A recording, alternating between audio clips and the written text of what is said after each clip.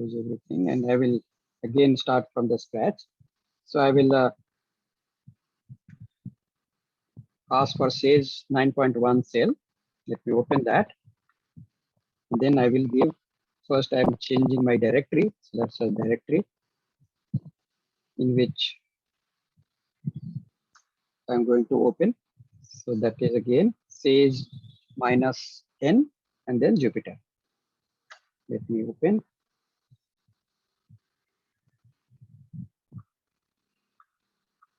Yeah, so these are some files. Let me look at. So this is the file I created yesterday. So let me again open that same file. Okay. If you want to create new, as I said, you have to go to new and then click on Sage 9.1. Let me use the same file. Okay, so that everything I can share and everything will be there. So these are the things we did yesterday. And this is where we stopped. So we looked at how to define a matrix and do various little bit of computations on matrices. So today we will look at more on working with matrices and maybe some applications also. Right, so let me create, this is the session 2. So but how did we do? Let me again recall. So this cell at present it is in code that we will convert into markdown, and then we will say double hash space and then whatever you want to do. Let us say session 2 on whatever this today is October 17th, Sir, 2021. Yes.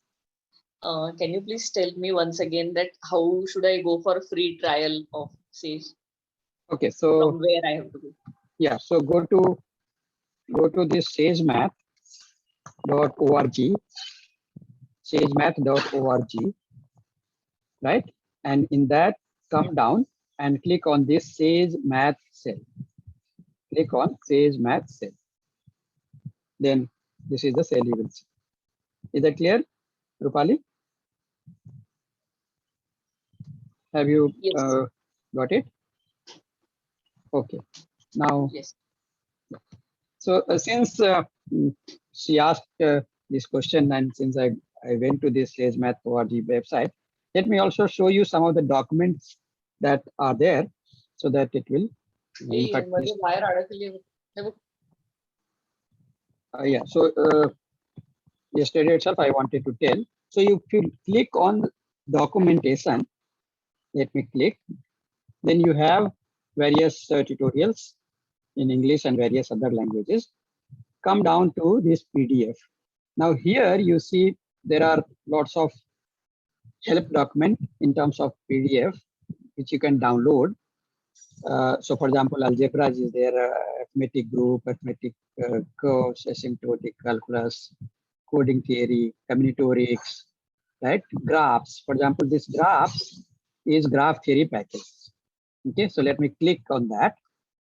So when I click on that, it says Sage 9.4 reference manual for graph theory, and it is released in 9.4 version by the Sage development team, and this was just released in August. Okay, that is where they brought out 9.4 version. Now, if you these are the chapters they have, graphs, objects and methods, constructors, database, and so on. So if you go to any of these, for example, let me say, if I go to, sir, if it is 9.4 version, it will not be working 9.1 version, sir. No. See, most of the commands, this is the reference manual. Most of the commands are going to be very similar. Only few minor updates they will have, but other than that, it will work. There are not major changes from 9.1 to 9.4. Okay, so don't worry about that. So these are the for example, the methods available. And if you just go to somewhere, let us say, these are the Sage commands, right?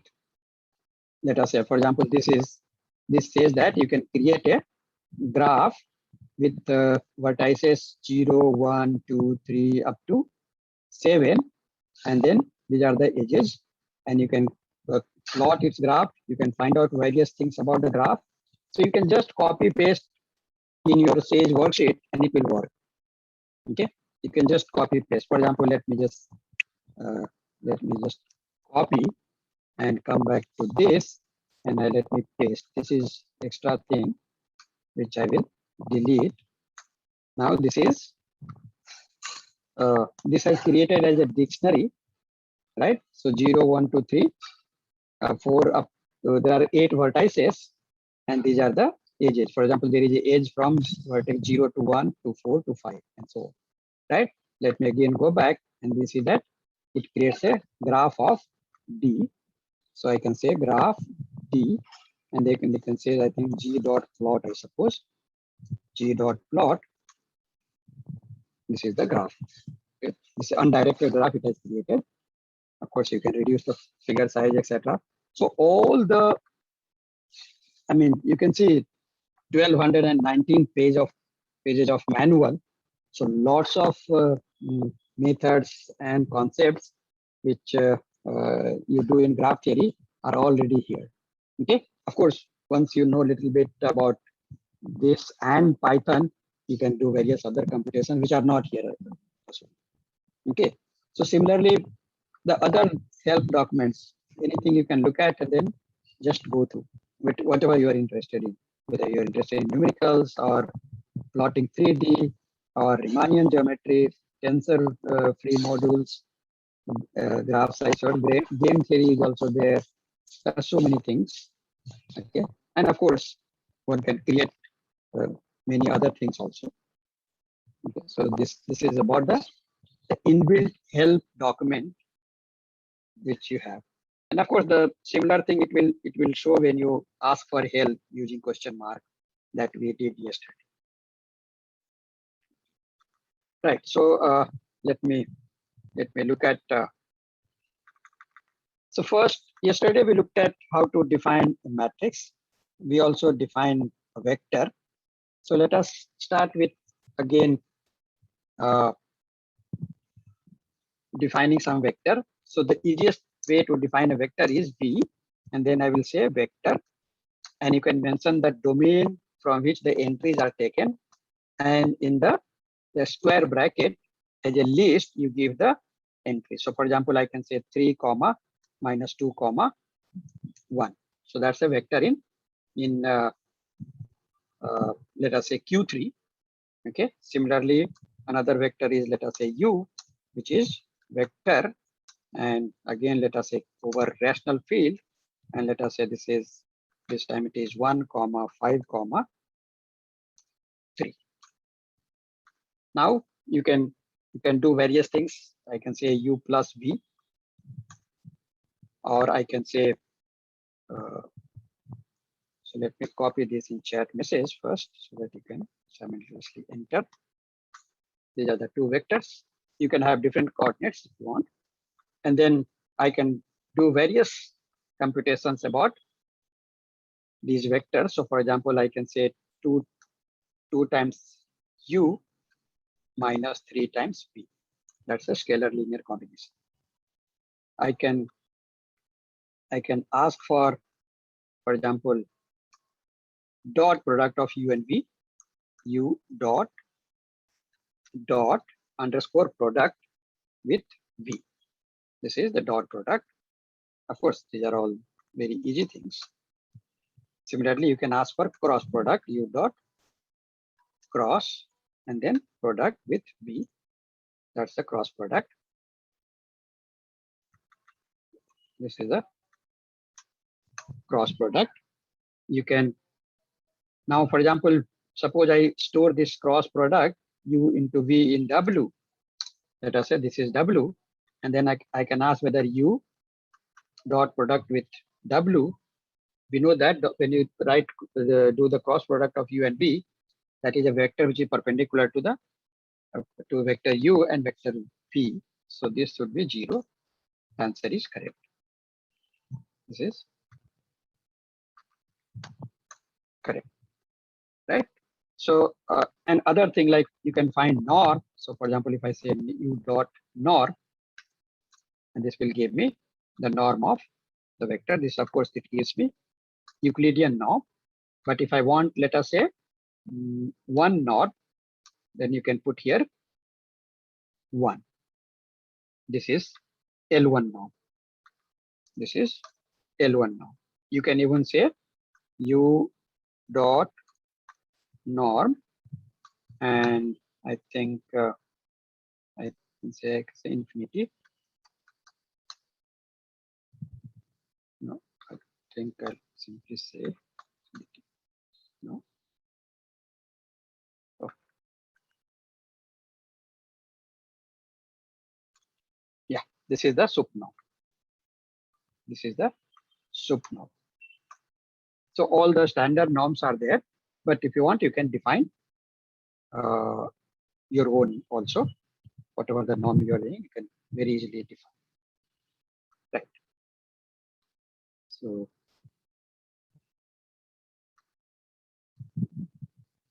let me give a pause so that all of you can finish this. Whatever we have given, we have done. Once everybody has done this, then we can go ahead.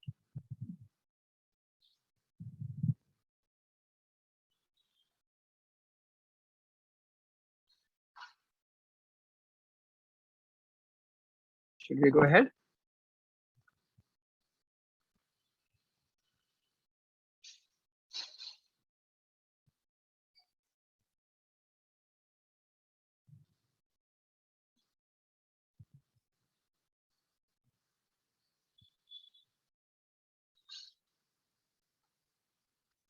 And you can even plot. I can say V dot plot.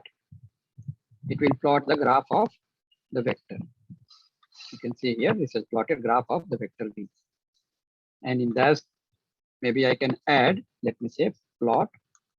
I can also say plot U and then plus plot U plus V, and maybe I'll put this in green color. So all the three things you will see. Has plotted U, plotted V, and the sum of these two vectors. So one can also plot 2-dimensional vectors and 3-dimensional vectors. Let me copy this in chat message. So we have plotted V, plotted U, and if you want, I will put U in red color. Okay, so that you are able to, of course, one can create what is called legend.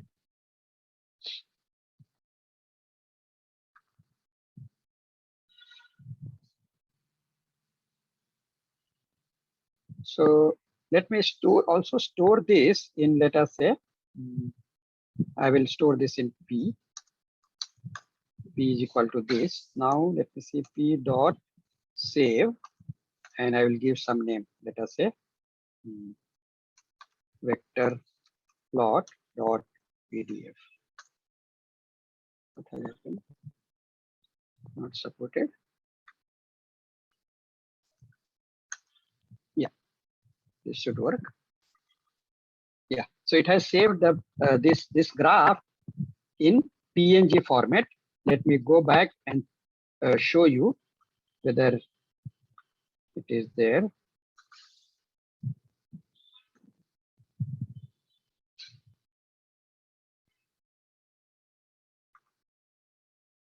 Actually,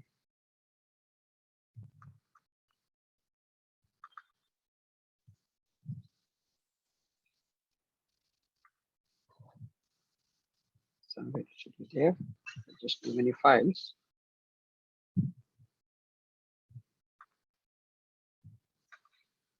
Yeah, this is the plot we created.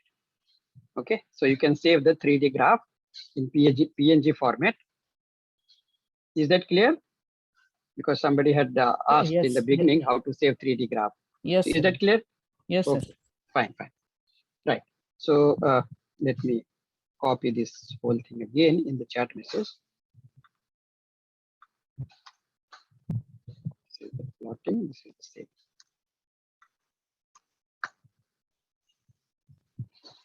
Okay, Sir, fine. you please, can you put the graph also in chat box? You did it at first. You want me to put the graph also? No, Graph you no, can. that you plotted graph at first, starting the lecture. Today itself. Yesterday, the graph of the, okay, No, okay. no, no. Today, That I today. Yeah, copied, right? yeah. This one. This one. Yeah, yeah. Okay, okay. Let me copy everything together.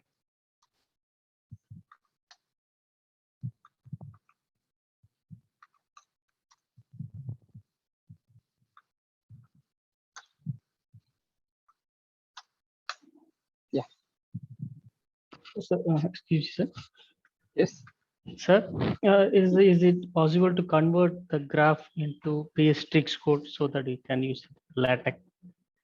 No, this at present Sage does not allow you to convert into PSTrix.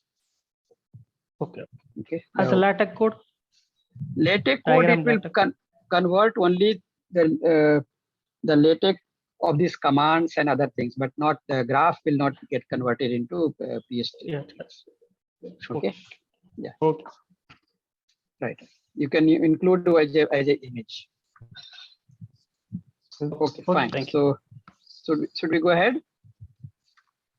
Yes, sir. So we have created vectors. We know how to do various operations on vectors, including dot product, cross product. For example, let us say orthogonal projection. So orthogonal projection is not an inbuilt function in Sage Math.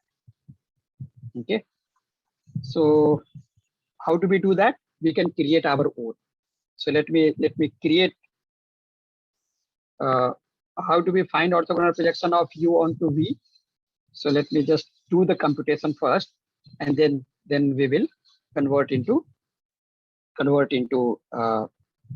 user-defined function.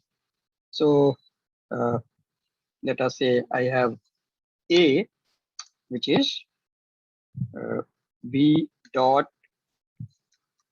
product U is divided by norm of U, the whole square, times U. That is orthogonal projection of V onto U.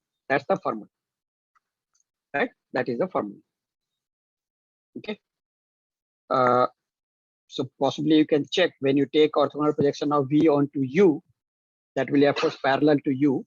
But then if you subtract V, orthogonal projection of V onto U from V, that should be perpendicular to U.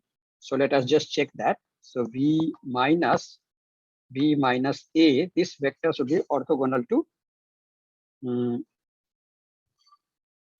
U, right? So U dot product with V minus A, this should be 0. That's correct. Okay, right. So this code first, let me copy. Okay. Next, we want to create an user-defined function. So anybody who is aware of little bit of Python would know that. So we'll say DEF. That's the syntax for definition. We'll give the name. So let me call orthogonal projection. Okay, I'm just giving some big name, and of V onto U. So the first coordinate is the vector whose orthogonal projection you want to find, and second coordinate is on which you want to find. And then you put colon, and then press enter. Press enter. Okay, not shift enter, press enter, so that it will create a new line. New line, when you create this new line in Python, there is no, actually Python does not have notion of having block of quotes inside curly bracket or any other bracket. It just uses indentation. Okay, so let me just copy this here. So they have computed this A, and then we will simply say return A. Okay, let me copy this in the chat message. But then when you copy in your Sage worksheet, please look at the indentation. it has to appear A and return, they are aligned together. Okay, and pushed inside. So that you have to keep. Now let us define two vectors. For example, let me define a vector v1 is equal to something. And this will work for any vector, whether it is in 2 dimension, 3 dimension, or any dimension. So let us say I have vector. This time let us say vector in 4 dimension, 3, -1, 2, 3, and u1, that's a vector. And here, if you see, I am not mentioning anything, the domain from which we am taking the entry. So Sage by default, it will know the appropriate domain. Okay, so it is not always necessary to mention. This is -1, 5, 2, 8. Now let us find out. I have to ask one What- question actually. Yes. In user-defined function, sometimes we use print function actually to display our output. Yeah. So what is the difference? When we use print or when we use return, what is the difference between them? See, return means it is returning a vector. So if you want to do some computation with what it returns, then you can do. Whereas if I say print, it will simply print. I cannot make use of that and do some computation. Okay. Right. So it is printing some object. It is returning some object or some variable or some expression. Right. Or whereas print will just display that shit. Okay, sir. Thank you. Right. So I can also print here something. I can say print. Print. Let us say the orthogonal projection. Okay. Right. Now when I say orthogonal projection of v1 onto u1, see it is printing orthogonal projection and then it is returning this way. Yes, sir. Thank you, sir. Is it clear? Yes, sir. But this is just for some what do you say? I mean, know what is it doing? But other than that, it has no role. Okay. So generally, this is what it returns. Okay. So let me copy this code. Yeah.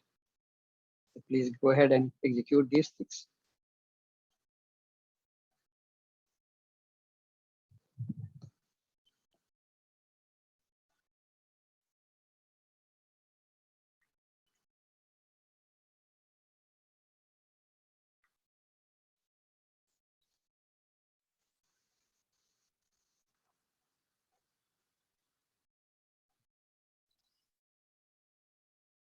Can we go ahead? Sir, when I type u and v vectors, Yeah. just like you have written here v1 and u1, what if I have to take a dot product? Can't I say just directly u dot v? U dot v will not do. Maybe you can say u star v. It will work. Okay. Yeah. U star v will work, but not just dot, because dot has different meaning. It access the methods from an object.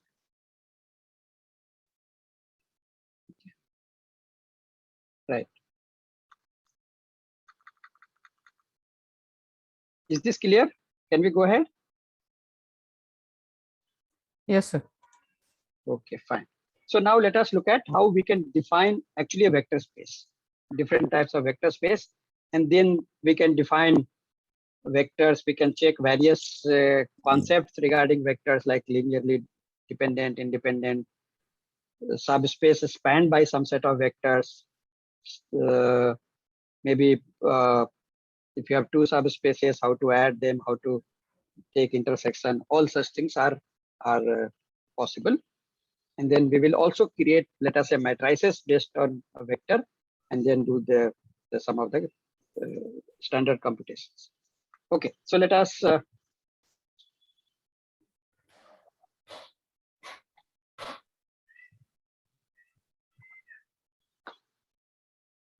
So let me define a vector space. So there are various ways of defining.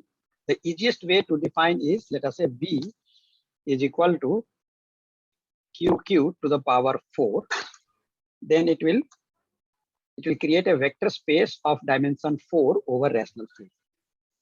Instead of QQ, if I put RR, it will be vector space over R.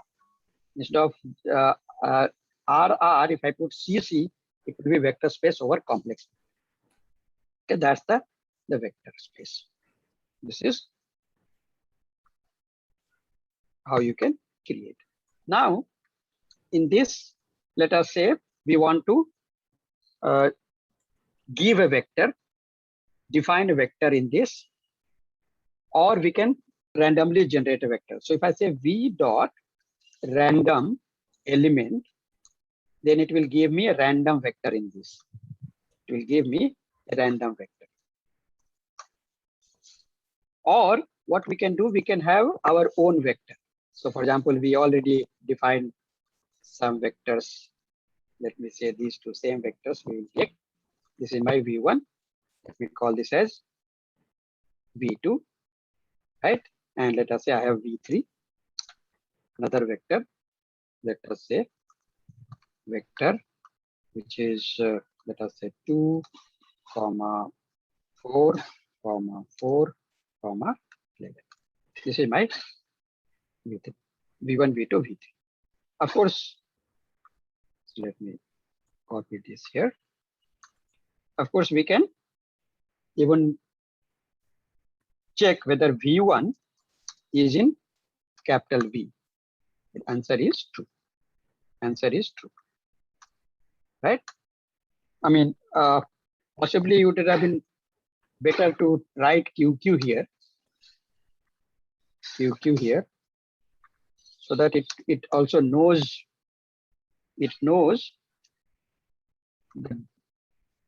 the domain from which the entries are taken. Okay. But most often by default, it will know whether it lies in the vector space or not. For example, V3, if I had typed another vector, if I type another vector, for example, let us say V or let us say U1 vector, the first entry is, let us say pi, second entry is 1, third entry is 0, fourth entry is 4. And then if I say U1, is it in V? The answer is false, because pi does not lie in Q. Pi is not a rational. Okay. So we can check whether some vector lies in vector space. Okay. Now, suppose we want to check whether these vectors V1, V2, V3 are linearly independent. So how do we check? So we can say V, capital V dot linear, and then dependence, linear underscore dependence. And in that, we will say V1, V2, V3. Or you can create, let me create B as a list of V1, V2, V3. And then in this case, I have to simply say here B. The answer says the answer you are getting is a list of values here, 3 numbers. So it simply means that V1 plus V2 minus V3 is equal to 0. So they are not linearly independent. If I had said only linearly dependence of V1 and V2, right? So let me again copy this. Yeah. And if I had say V dot linear dependence,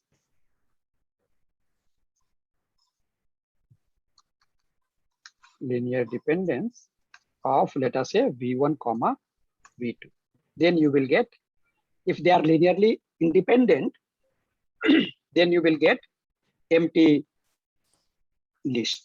This is empty list. If it is linearly dependent, it will give you list of scalars alpha 1, alpha 2, alpha k, such that alpha 1 times V1 plus alpha 2 times V2 plus dot dot dot alpha k times Vk is equal to 0.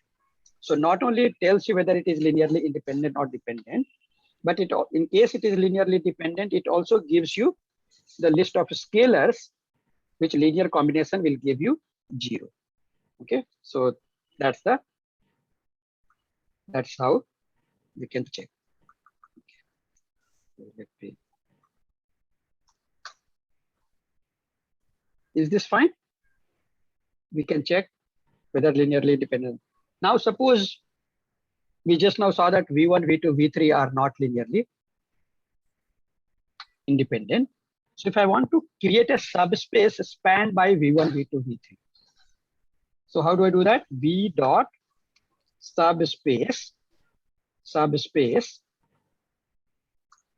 and then we have to say capital B, which is a list of vectors. So it says that it generates a vector space of degree 4 and dimension 2 over rational field, and it gives me a basis. So these two are the basis cell. These two are the basis cell. Okay. So of course, V1, V2 itself can be thought of as a basis, but this is what you get in this case. So it will give you in reduced format. Will give you in reduced form. Okay. So V dot subspace. Please go ahead and execute these things.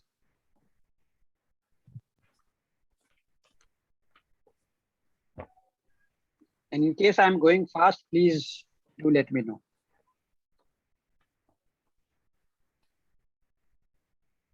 There is no hurry. No, sir, it is fine. Yeah, okay. How about other people? Dr. Venkatesh? It's okay, sir. Okay. Okay, sir. Okay, sir. Should we go ahead then? Yes, sir. Yes, sir. Right. So let us see. Suppose we want to maybe let us generate 4 vectors. Maybe we already had V1, V2, and let us generate V3, some other vector. So earlier, I wrote V3 as V1 plus V2, but now I will generate just some random vectors.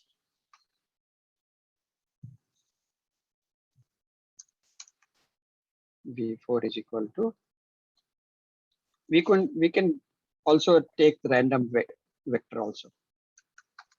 Vector over QQ, let us say 9, 4, 8, 2. And B is my list V1, V2, V3. Sorry, V1, V2, V1, V2, V3, and then V4. Let us first check whether this is linearly dependent. So how do we check? V dot linear dependence in the bracket B, and it says that okay, these are linearly independent because we are getting empty list. So if it is linearly independent and we have 4 vectors in Q4, it will form a basis, right? It will form a basis. Okay, and now let us give a vector. Suppose I have a vector X, or let us say V, which is, let us say 3, 5, 7, 11. And I want to find coordinate of this vector with respect to basis B, with respect to basis B. Okay, so this is vector. Okay, we want to find coordinate of B with respect to basis B. So in the generally, how will the student do? They will write V as alpha 1 V1 plus alpha 2 V2 plus alpha 3 V3 plus alpha 4 V4, and then they will solve this for alpha beta, alpha 1, alpha 2, alpha 3, alpha 4, right? So that is what you can do.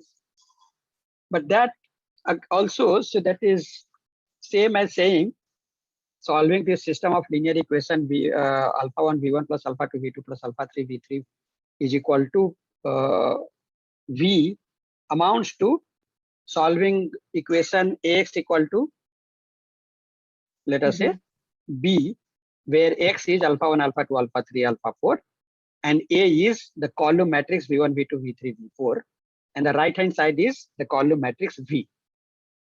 Okay, so let us make use of that. And so when you want to solve this system of linear equation ax equal to b, the easiest way to solve is apply RREF, reduced row reduced echelon form. Okay, and whatever we get, so first we have to append b on a, right? V on the matrix A, and then apply RREF, whatever is the last column will be the solution. So let us do that. So first let me create a matrix A, which is a column matrix of B. So let me see what is A. That's the matrix A.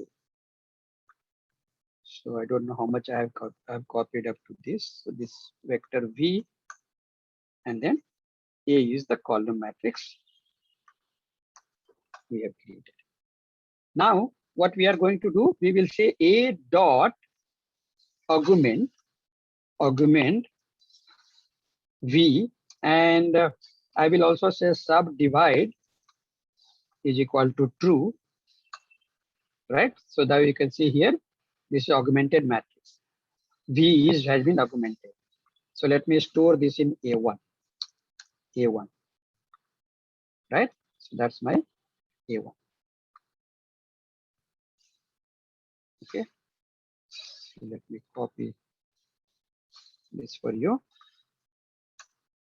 That's my augmented matrix. Now what we will do, we will apply elementary row operation. So A1 dot RREF. A1 dot RREF. The last column is the coordinate of this vector V with respect to this basis B. Okay, that's how we can find, right? Okay, so let me also copy this over there. Okay, so alpha 1 is minus 531 divided by 212. Alpha 2 is 93 by 106. This is alpha 3, alpha 4. Is it clear? But of course, Sage also has inbuilt function to find this. And how do we do that? So first we need to create a subspace of V with B as a basis. So let me create a W is equal to capital V dot subspace with basis capital B. Okay, now you can see here, now this W, it shows as the subspace of V with basis. These are the basis. This is the first vector, second vector, third vector, fourth vector. That's what we have written. Yeah, so this is a subspace. Now how do you find coordinate? So we will say W dot coordinates of V. That's the coordinate.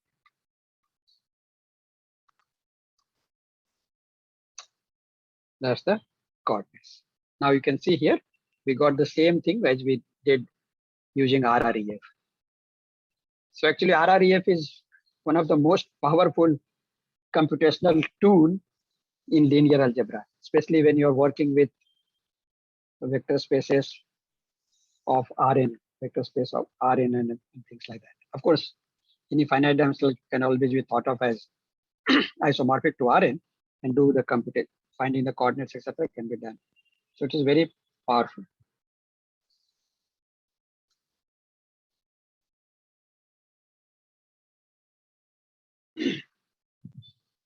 Yeah, so just see whether you are able to execute all these things.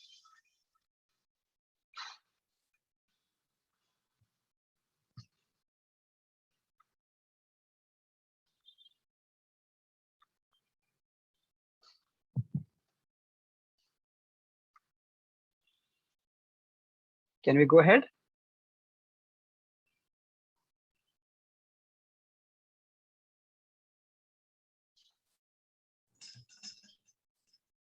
Have you managed to execute these things?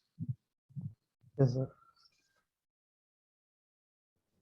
And yeah, so in case there is any doubt, please do ask.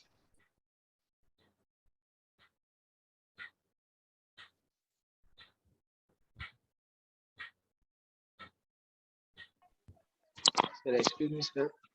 Yesterday, Dr. what you are given in PDF, I had worked in using online, sir, Sage Notebook.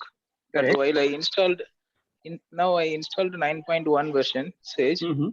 successfully installed, and the 3 icons are appeared in my desktop. Right. But while installing the icons, the directories are opening, but I can't work it further, sir. No, but don't you see in in your browser it has opened something called Home? Yes, sir.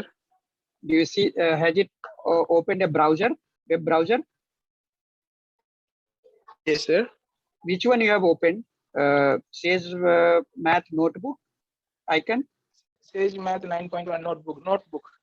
Notebook. So when you have double click, it would Yes, have has it started something like this? sir. I show it is on screen, sir. Okay, you can share your Actually, screen. it shows some Can you DOS see prompt. Sage 9.1 notebook? I double click and it Yeah. appears like this. It like this. Sir. So No, in that you copy the URL and paste it in your browser. no. The video will be.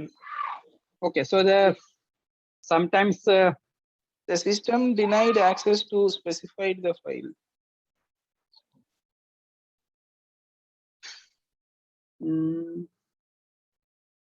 does it give you some URL at the end? Something like Yesterday you are localhost? given one URL, sir. Yeah, something like localhost colon 888, something like that. I didn't Okay, so given, sir. okay, so if that is given, then just to copy that particular one and open a browser and paste it in that browser. Okay, sir. I will try it. Yeah, please do that. Okay.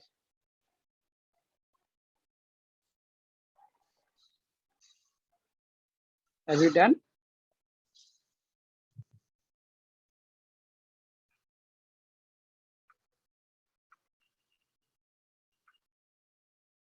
Yeah, Professor Narasimhan.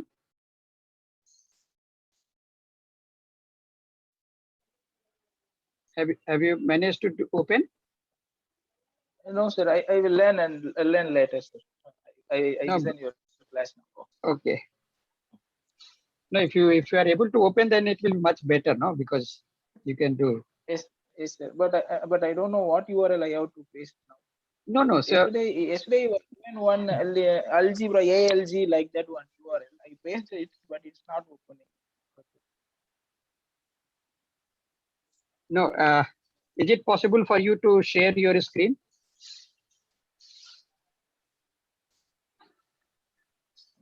I can't share, sir, but I am using cell phone now, but I can share like this. Okay. So it's very difficult to read, of course. Yes. So do you At last, what the URL I have to type, sir? Yeah? no, does it give you at the end, does it give you some something like HTTP localhost?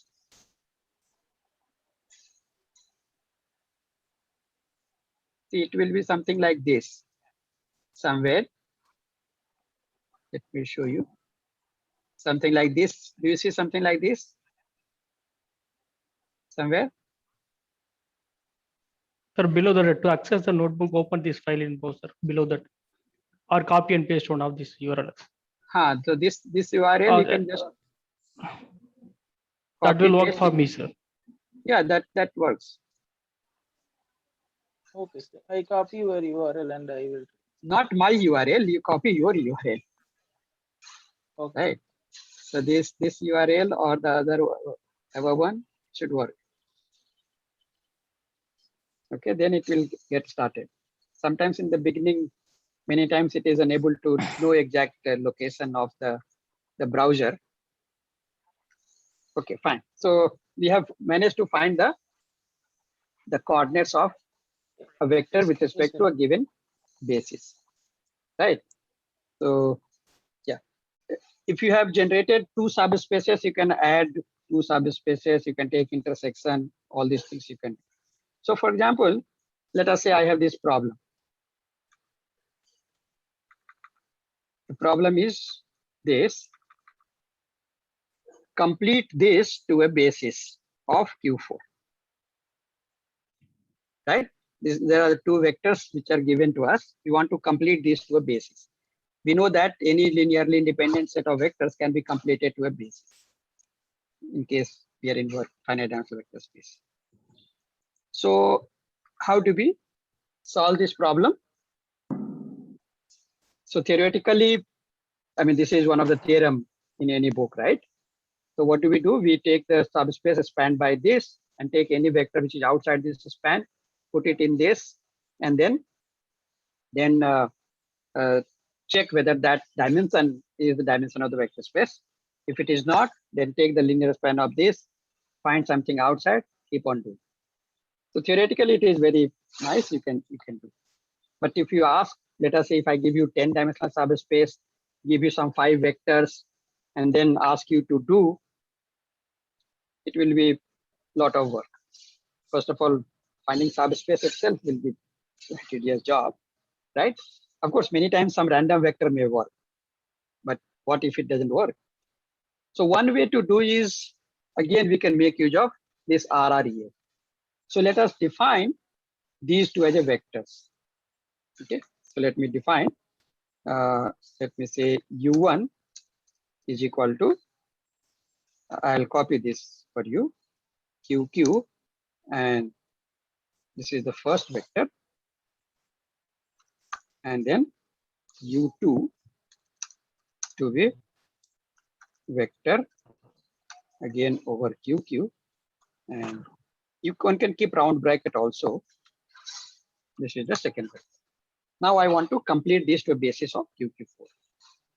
So one way to also do is, one of these standard basis vectors U1, E2, E3, E4 can also, in case it doesn't lie in U1 linear span of U1, U2, let us say E2 doesn't lie in U1 linear span of U1, U2, then I can put E2 and then check for E3, E4, etc. So what we can do is, let me create or let me append this vector identity standard basis to U1 and U2. Okay, so how do I do that? Let me create E, or say E4 to be identity matrix 4, that is 4 cross 4 identity matrix, and I will create E4 dot columns. So these are the E1, E2, E3, E4 vectors. Let me call this as something like B1. Okay, this is my B1 list of this, and then so let me first copy this in chat message, and then what do? We will create column matrix with U1, U2, and plus B1. So you can see here, this is the first column is U1, second column is U2, third column is E1, E2, E3, E4. That is my matrix. We have appended E1, E2, E3 to column matrix U1, E2, E3. Now we will apply RREF to this. Okay, apply RREF to this. When you apply RREF, then there are 6 columns here. Some 4 columns will be linearly independent columns. They are called pivot columns. So first column, second column, third column, you can see here, the coefficient is -1 and 1. So this is linearly dependent on U1 and U2. Third column is linearly independent, and then last column.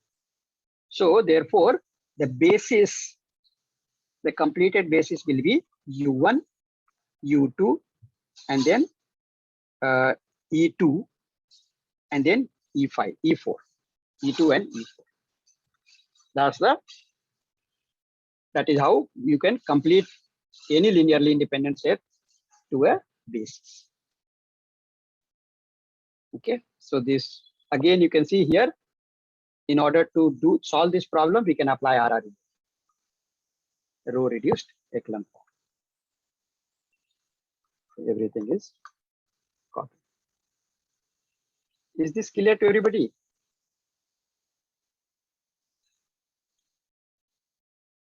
Yes, sir. So yet another use of RREF.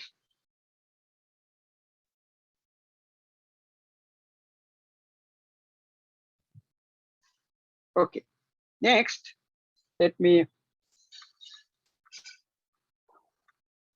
us look at one problem. So I will put this in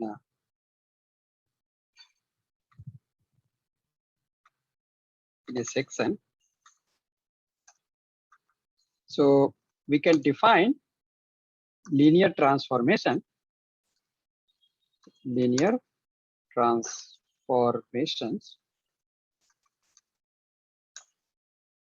in Sage. So this is a problem. The problem is, consider a linear transformation. This is from R4 to R4 or Q4 to Q4. T from Q, which is T of X1, X2, X3, X4 is equal to this is the first column, second column, third column, and fourth column. So this is a matrix linear. This is a linear transformation. We want to find a matrix of this linear transformation with respect to some arbitrary basis on domain and codomain. So first thing is, how do we define a linear transformation in Sage? So there is a inbuilt function called linear transformation. So linear transformation. So you can take help on that. So let us just type linear underscore transformation followed by question mark. So when you do that, you will see that, let me make this bigger. So you will see that there are various ways of creating linear transformation. One is you can mention the matrix and then side, whether left or right. You can mention the domain and codomain and the matrix. You can mention domain, codomain, and the function by which you are defining, and so on. Or you can mention the images. So there are various. So let us make use of this option, domain and codomain, and we will give the image. So let us do that. Okay. So first, let us create the domain. Domain is, let us say V, which is QQ to the power 4. Let us take rational. We can do real also. And let us define V1, X1, X2, X3, X4 as a variables. So variable X1, X2, X3, X4, X5. So these are the variables. These are the variables. Okay. Next, we will define what is the function.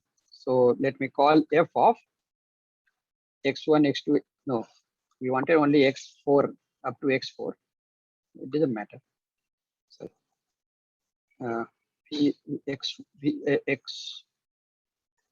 X1, X2, X3, X4. This one has to create as a list. So what is the list? First entry is minus X1, minus 3 into X2, minus 3 into X4. That's my first row. Second is 5 star X2 plus 6 star X 4, and then third is minus 3 star x1.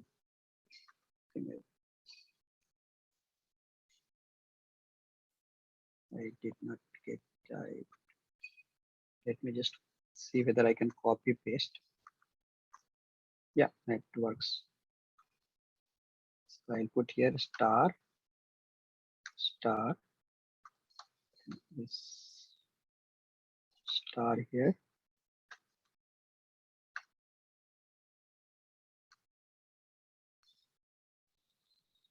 Sometimes when you copy minus, it gets copied as something else.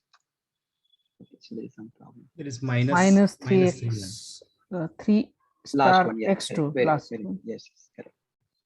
I missed star. Correct, very good. So let me copy this for you.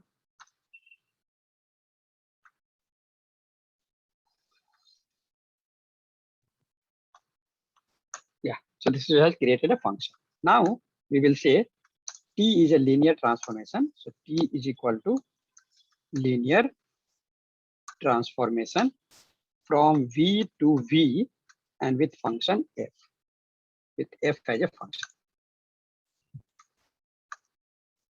Okay, now let us ask for what is T.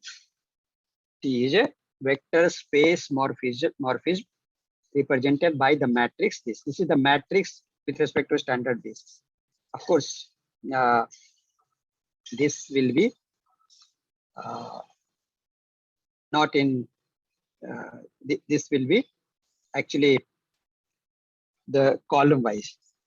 Okay, that is how the Sage thinks of. Okay, so let me first of all copy this.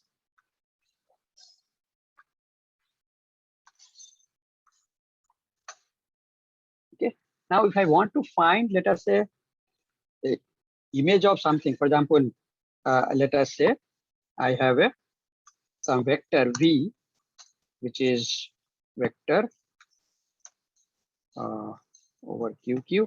Let us say 1, 2, 3, 4, 4.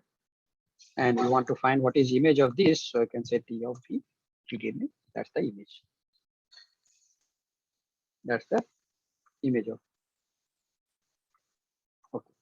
Now, how do I find base? Let us say matrix of this with respect to standard basis. So you can simply say T dot matrix and side equal to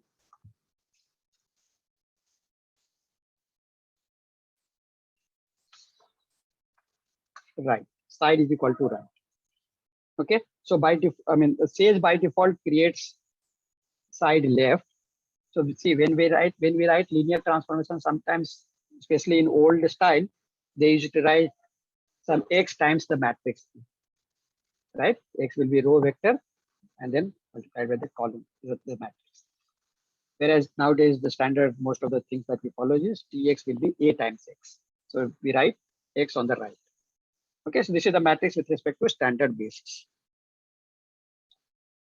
Now suppose we want to, and you can find various things about this linear transformation. We saw just now how to find image of any vector. We can find out image of this. This is the image. We can find kernel of this. The kernel is null set in this case, and various other things you can find. You can check whether it is isomorphism, whether it is injective, whether it is surjective, all these things. So sorry to interrupt. What is the side equals to right? Okay, so as I said, no, when we write linear transformation T of X, most often we think of that as a matrix A times X, right? So X we write it on the right side, but many times, especially if you see old style linear algebra book, they would have written this as X transpose A, right? They will write X on the left hand side. Okay, so that is why the Sage has option to write the matrix left or the right. So standard is the standard that we follow these days is right. Okay, that's the mean. So this is a matrix with respect to standard basis. Okay, right. So we want to find matrix of this with respect to, let us say, some different basis. We want to find matrix of this with respect to different basis. So if you remember, we already have a basis of QQ4, which we defined as V1, V2, V3, V4, right? So that already we have. So let me just copy that fellow there here, though it is not required. But let me just copy. So I have, and we will define W as a V dot subspace, subspace, not subnode, subspace with basis V. Okay, and then we will restrict P dot restrict domain onto W, and also restrict codomain, restrict codomain onto W. Okay, and let me call this as T1. Okay, so domain, it will take that as a basis W, basis B, and which generates the W, and codomain also the same. We can have different basis on domain and codomain also. So if you have different basis, you define another subspace, and codomain you restrict on, let us say, W1. Okay, now we will say T1 dot matrix, and then side is equal to right. The same, side is equal to right. That's the matrix. So let me copy this whole thing for you.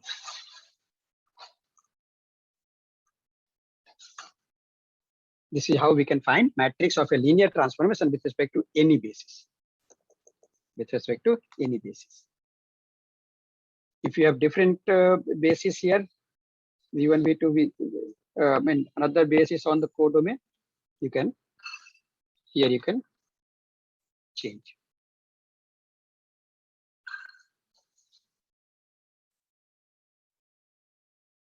Is it clear to everybody?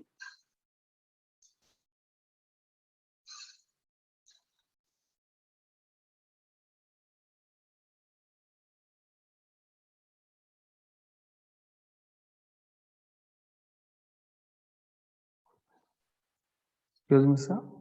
Yeah. Is it necessary to declare that W equal to V dot subspace? Because Yeah, that otherwise it will, B is basis for otherwise, Q4.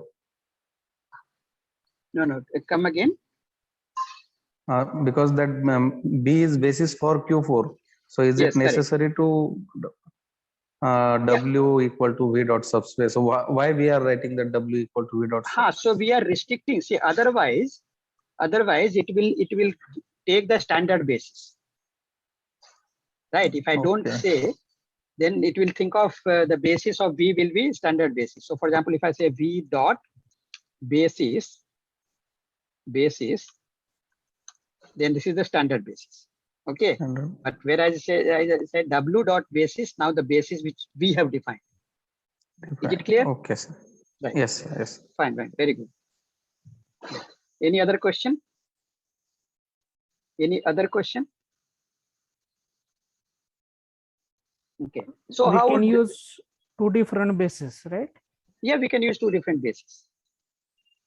I can generate some random 4 basis. So I mean, if you want, One with standard basis and one with W. Yeah, that we can do. So for example, I can say B1. Let me say B1 is equal to, I will say capital V dot random element, and this I will do 4 times for I in range 4. Now this is my some random basis. Okay, this is my some random basis.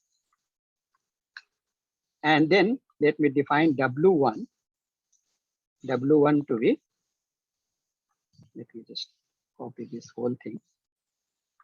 So these 4 vectors will actually be random vectors, right? Yeah, this will be random vectors. So they may not form a basis. May in not the- form basis. Mostly But they most will of be, most yeah, often random vectors will form a basis, right? right. But Yeah. yeah, it is possible that it is not a basis. Okay. So now let me say I'll call this as T2 to restrict this domain on W and codomain on W2, and then matrix of T2 with respect to this. Okay, so I think W2 is not defined over this side. So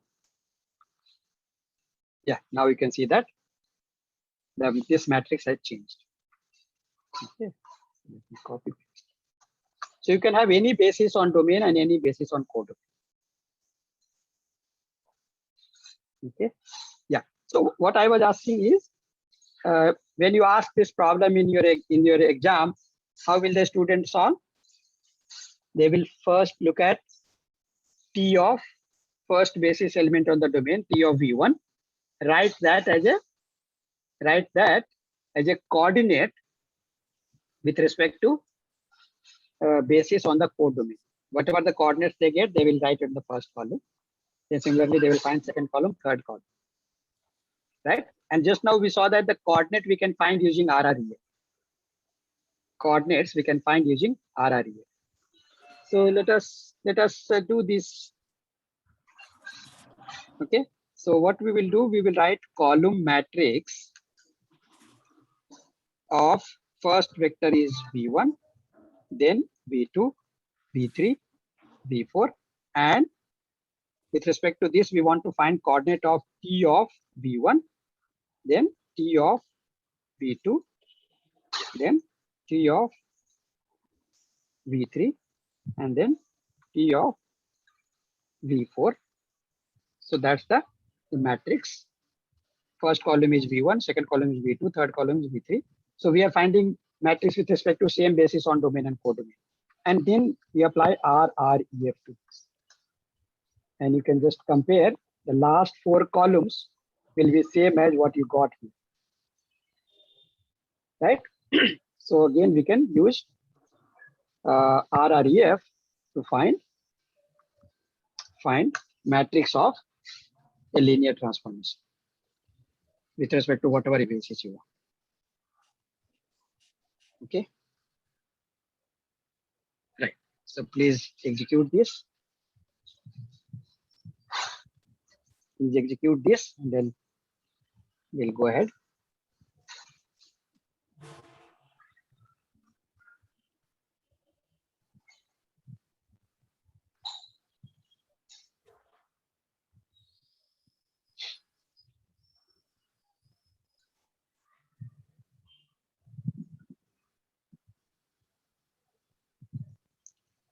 Okay. Can we go ahead? Can we go ahead? Yes, sir. Sir, after pasting, I am Narasimhan, sir. Yes, After sir. pasting the directory in the browser, it's working, sir, now. Okay, Thank you, very sir. good. I am showing my, Very good. I'm showing my Yeah. output, sir. You can. Yes, yes, very good. So now you can do all these things.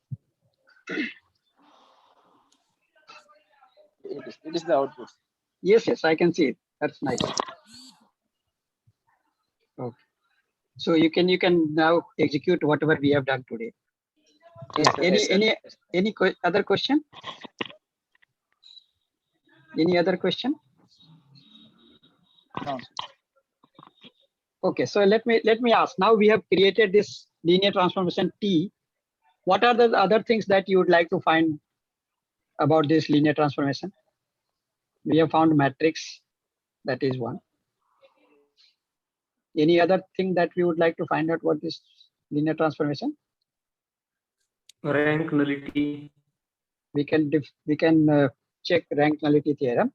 So we can find out T dot rank of T is 4. We can also say T dot nullity. This is 0. So of course this is so rank 4 plus nullity 0 is the number of columns, which is the 4. So that is Can fine. we find inverse transformation? Spectrum we can find. We can find the spectrum. Okay, so that spectrum means eigenvalues, right? So we can find T dot eigenvalues.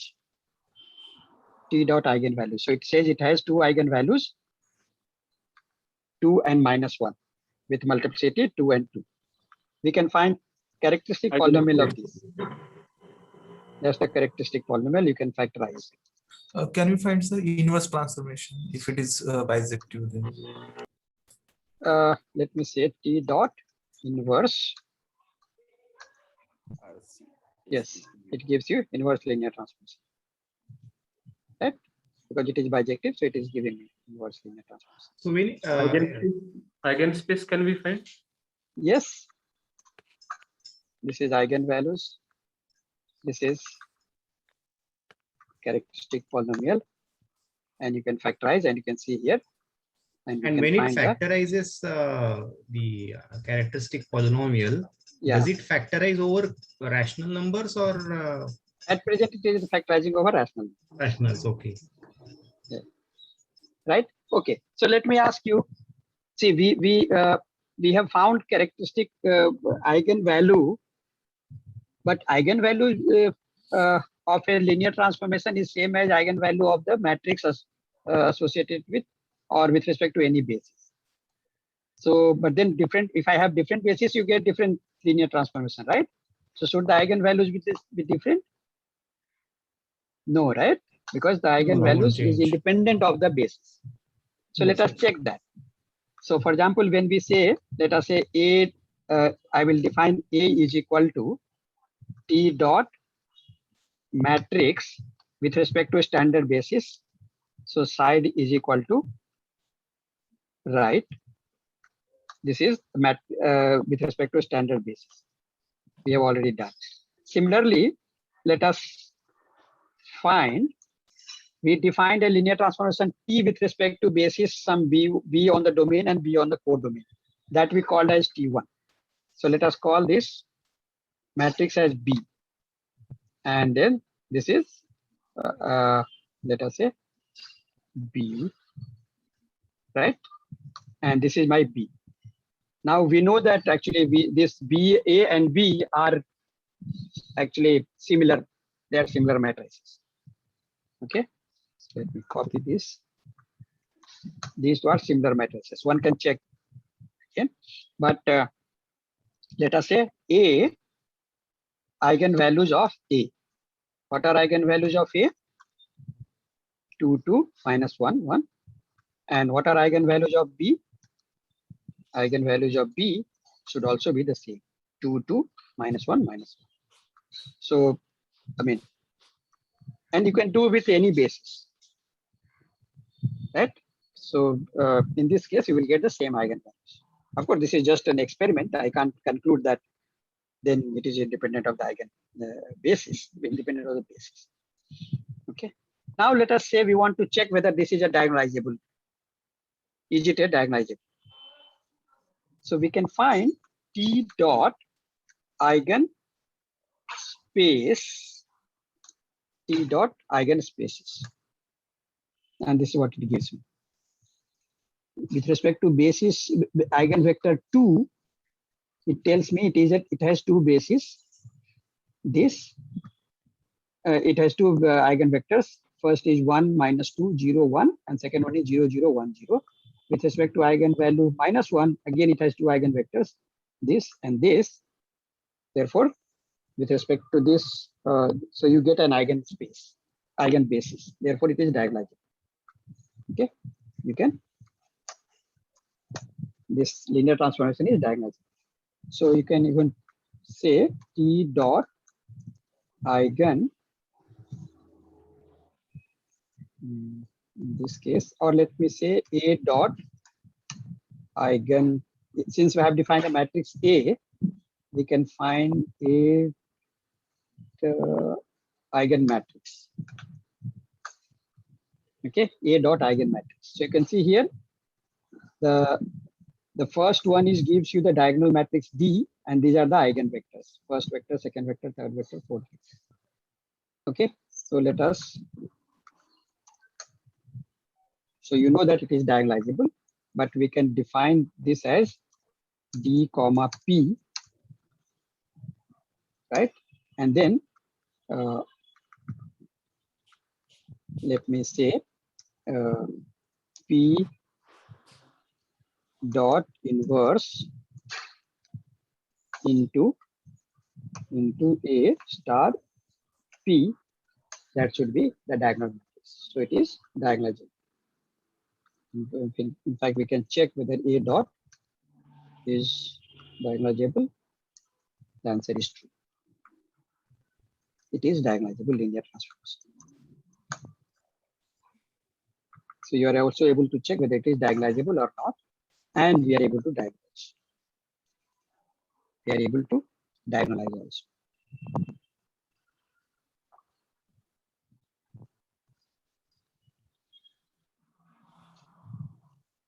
Is this all right? Yeah, quite fine. So can you also calculate? So now, so here the Jordan canonical form will of course be the same thing. Yeah. But so We can one can- calculate rational form, for example? Yes, you can calculate Jordan canonical form also. Maybe tomorrow I will do one example application of that. Okay. Yeah, but you can calculate. So there is a just type Jordan, it will give you. And the rational form is also possible. Rational right? form is, I think it is also there. I have not checked it. Should be possible. Okay. Is it fine? Can we go ahead? If all of you have managed to run these things. Okay. Okay, so let us look at one application of this. I'll let me see.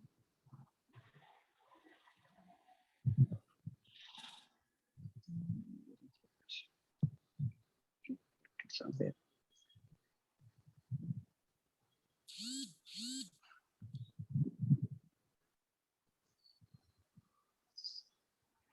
Not here.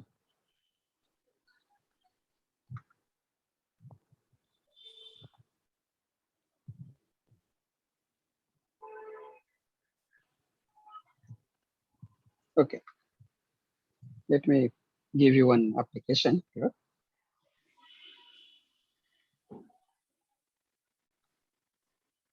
Okay, let us look at this problem. So there are, think of this as there are 132 fishes which are placed in this kind of box. Let me make it small so that you can see this kind of, let us say, boxes. And there are 9 boxes here and they are connected to each other. So if you put these 132 fishes, okay, then what is the probability of finding these fishes in each of these box after a long time? That's the problem. 132 fishes are placed in a box with 9 rooms. Assume that a rectangular interval of a regular interval of time, it is equally likely that the fishes will decide to go through doors in the room and stay wherever they want. So so you can construct what is called transition matrix of this. Okay, transition matrix of this, which is similar to, you must have also come across that in graph theory. Okay, and then determine the steady state vector of that matrix. Find how many fishes can be found in each of these rooms. This problem can be thought of as 3 by 3 matrix problem and can also be thought of as 9 by 9 matrix problem. So let us solve this. Okay, let us solve this. I will make it bigger.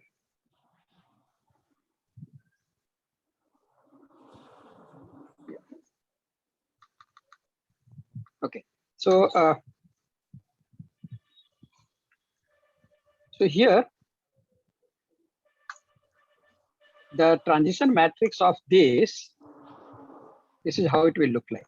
So you have to see what is the probability of mouse going from one box to another. Okay, So how many connections are there? So if you look at, for example, these boxes, you see that there are two from box 1, one can go to 2, one can go to 4. Whereas if I look at box 2, one can go to box 1, one can go to box 3, one can go to box 4 or 5. From 5, one can go to box 4, box 2, box 3, box 6, box 8, and so on. So that is how you can find the probability, right? So for this mouse, if some fish is here, there is equal probability, 1/5 probability that it can go to box 2, box 3, box 6, and so on. So one can define that as a probability matrix, or what is that? This is called transition matrix. Now, after, let us say, if you just see the movement as a one iteration, and suppose we place all the fishes in first box, 132 fishes in the first box, right? You leave it in the first box. So after one time interval or one iterate, or think of as 1 day, after 1 day, the number of fishes that will be there can be obtained as A times.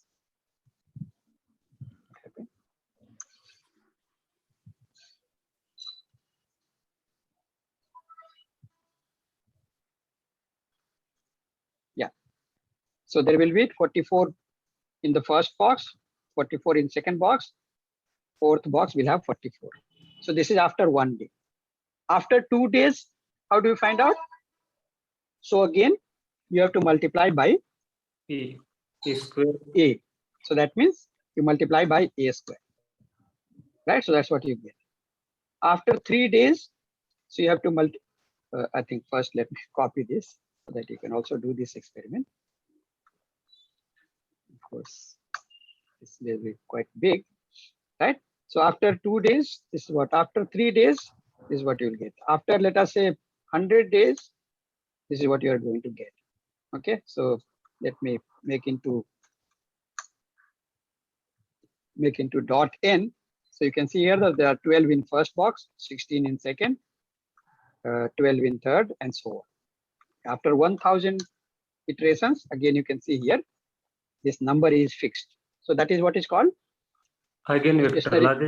stationary vector. Here the problem is, how do you find the large power, right?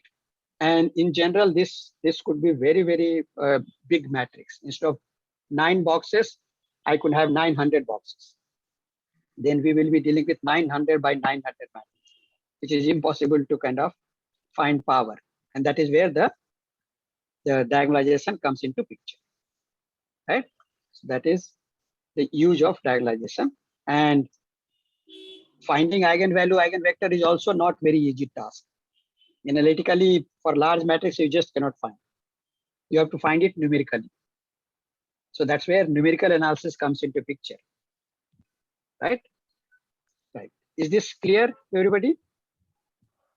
It is power method, no, sir? Yeah, this is power method, right?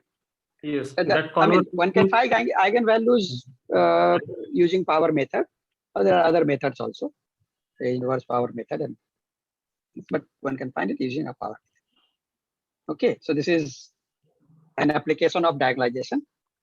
And this is a lot of problems that you can look at using this. Many forecasting problem can be explained using this, right? So for example, this you can have depot from where the taxi can be hired from one place, can be dropped at other place, etc. So in long run, what should be the distribution of taxis and so on, including how this Google search PageRank algorithm works. Okay, right. So let me just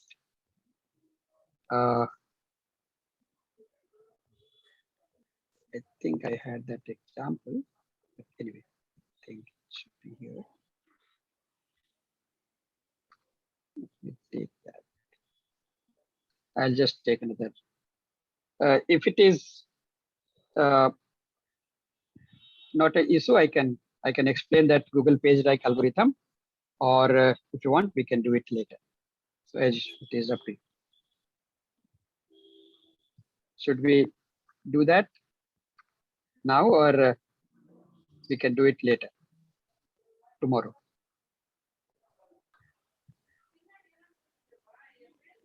That will also have some graph theory. application. I think I had.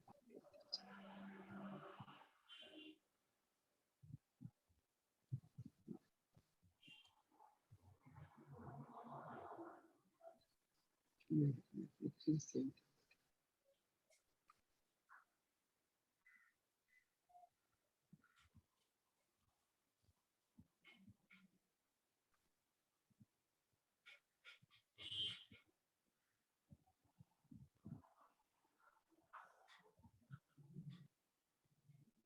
Okay, anyway, I can create.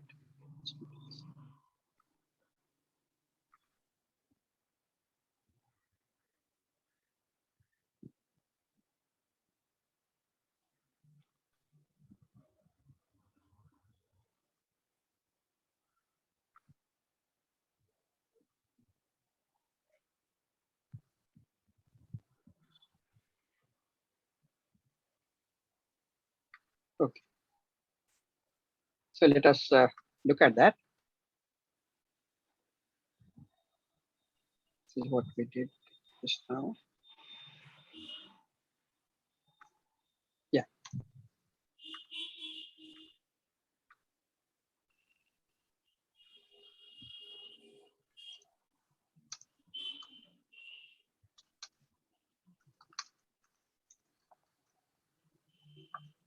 So let us create a, for example, a graph with 8 vertices and 40 edges.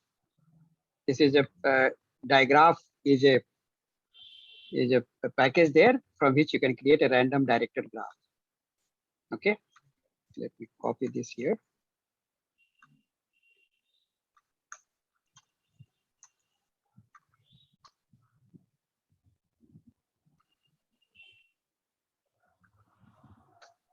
Yeah, so that's how you can generate. So this is a random graph. If you want, I'll make this size smaller. Yeah, now it looks quite ugly, but fine. Now let us generate what is called adjacency matrix to this. So that also there is an inbuilt function to generate a adjacency matrix. This again, it will come later also. So what we are doing, this is the adjacency matrix of this, and then what you can do is you can define probability matrix from going from one web page to another web page. So what we have done is actually we have just written a small code, and we have divided each column by the number of ones. Of course, you can ask what if the number of there is no one in any of this column, then what happens? So in that case, one has to make modification to this matrix, and that is what is called Google matrix. Okay, so this is the transition matrix or the probability matrix. It tells you what is the probability of a surfer going from one web page to another. Now let us say, suppose we start with some initial, suppose somebody begins at, let us say, last web page, that is the 8th web page. After one click, what is the probability of him being on the various web pages? So that can be simply obtained by this matrix I have called as, I think, A, right?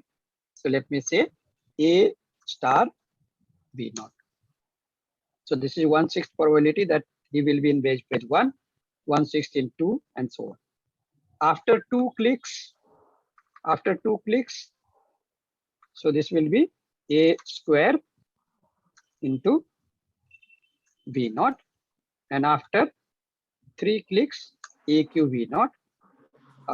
After, let us say, 100 clicks, this is what you get. So this, let me convert into This gives me rational number. These are the probability, right? Maybe after 1000 click.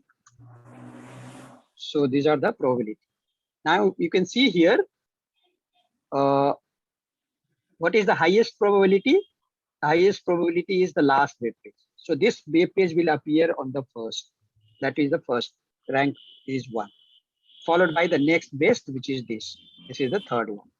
Followed by the next best, which is, I think, the first one. Followed by this and so on. That is how the initial page rank algorithm works. And this again, you can see here, this is we are finding the large power of a matrix, which you cannot do. And in principle, there will be millions of web pages connected to each other. So you will be dealing with million by million matrices, which is again impossible to work unless you apply some numerical methods.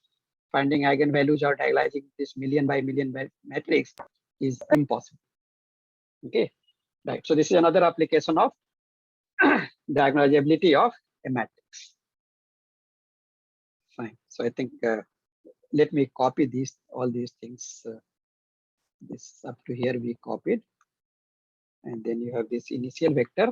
You can experiment. You can change this initial vector to some other vector, and then various power of this you can find out. This is initial vector. This is to the power 100. Is this clear? Yeah. So can you also share the PDF file like you did Yeah, yesterday? I will do that. I will do. And also That is why I tell created us how everything to do this. How to so if you're typing your programs, then how do you finally convert it into a PDF file? Okay, so yesterday also I did. Yesterday also I explained. So let me just what I will do. I will delete whatever is unnecessary, because otherwise unnecessarily it will be.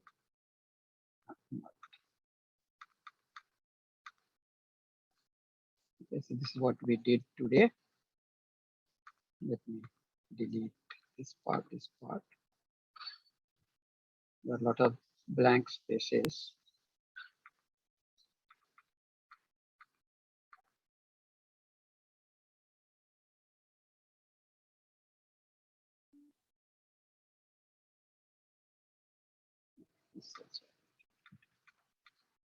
This part I will cover it maybe tomorrow.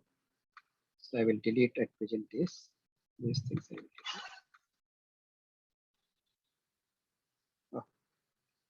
Last part also got deleted. 8,000, 10,000 times.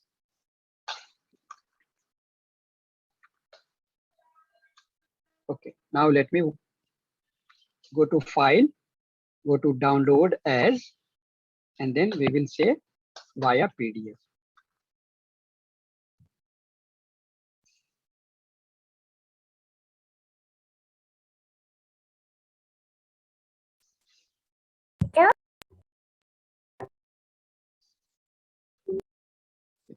Yeah, so now it has downloaded. I will share this. This is what you have. I will share this in the chat.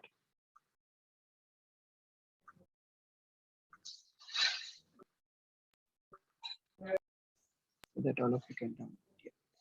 This is today. Yeah, so I have shared it in chat box. Is it clear?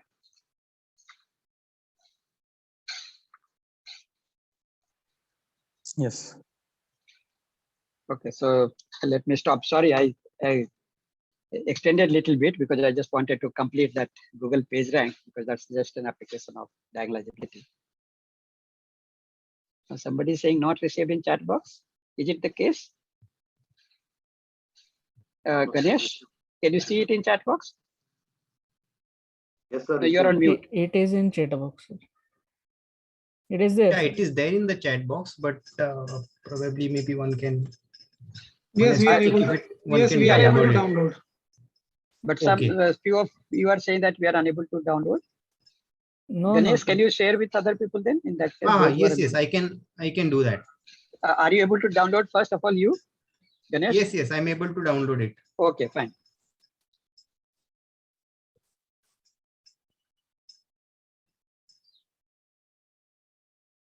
Right. So in that case, you can just run. Of course, all the codes I have also typed in chat box. So in case you have copied them, it will be fine.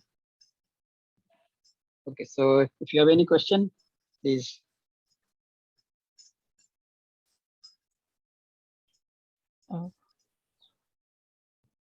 Ganesh sir, can I? Yeah. So are there any questions? If there are any questions. Sir, I downloaded the image of three-dimensional graph. Yeah. But it's not coming as an object, so I cannot rotate it or something like that there. No. So when you download, that will come as a PNG. Yeah. That you cannot rotate. You can rotate only inside the Sage. And I cannot decide which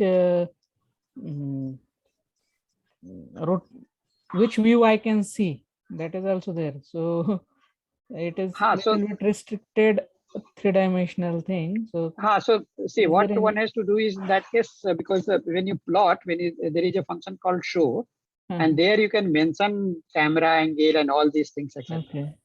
So that one can do.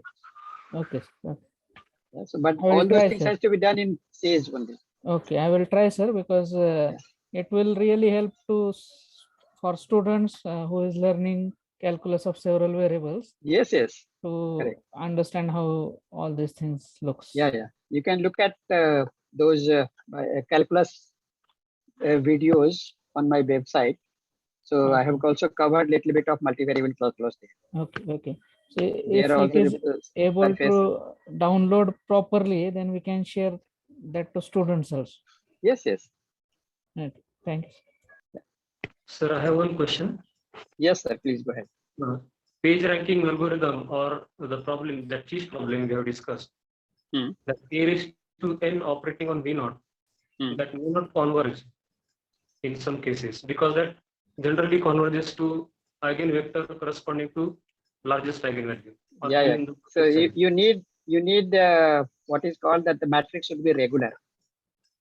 In case the matrix is regular, it will work.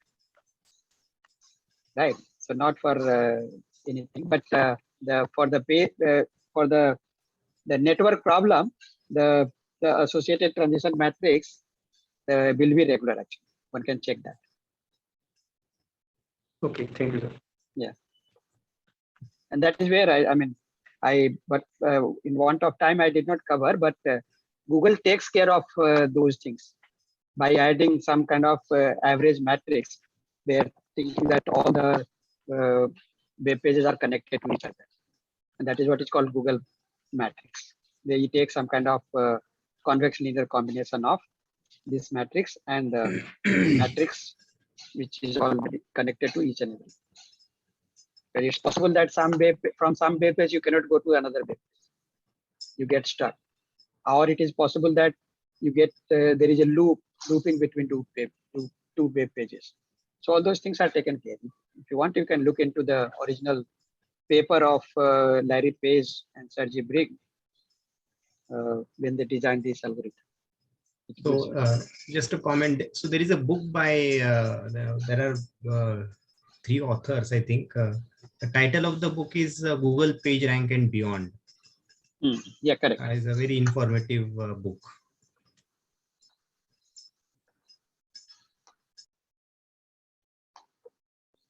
Okay, so are there any other questions? No, sir. Thank you. Okay, so if there are no questions, let us thank the speaker again. So we will meet tomorrow at 10 again. Okay, thank you, Professor. Okay, Ajit Kumar. fine. Okay, thank you, bye. sir. Bye, bye, bye. Good night. Bye. Yeah. Thank you, sir. Thank you, sir. Okay, bye.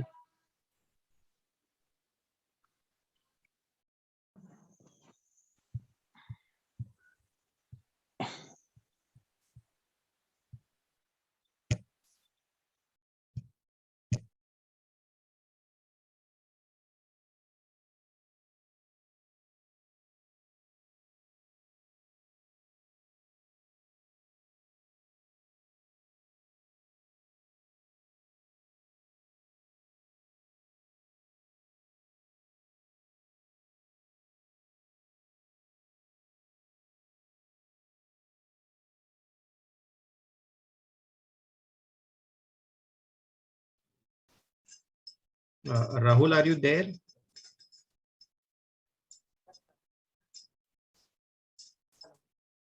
Rahul?